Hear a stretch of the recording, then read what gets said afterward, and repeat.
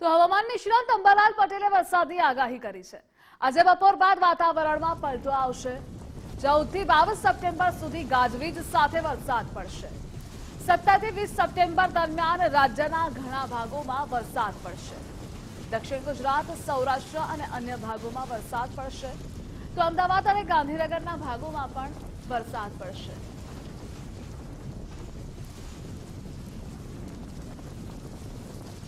આ વખતે ઉત્તરા ફાલ્ગુની નક્ષત્રનું પાણી કૃષિ પાકો માટે સારું ગણાય છે।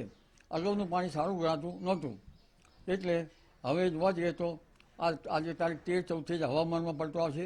13 તારીખ પછી બપોર પછી હવામાનમાં પલટો આવશે અને કોઈ ભાગમાં વરસાદ ઝાપટા પડવાની શક્યતા છે।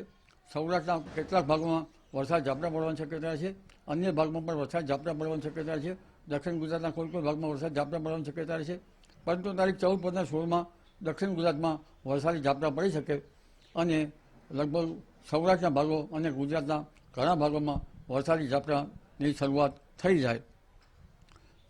લગભગ ઉત્તર ગુજરાત, મધ્ય ગુજરાત, રાજકોટ અને લગભગ મધ્ય સૌરાષ્ટ્ર, ગોહિલવાડ વગેરે ભાગોનું હવામાન પલટાવાની શક્યતા રહેશે।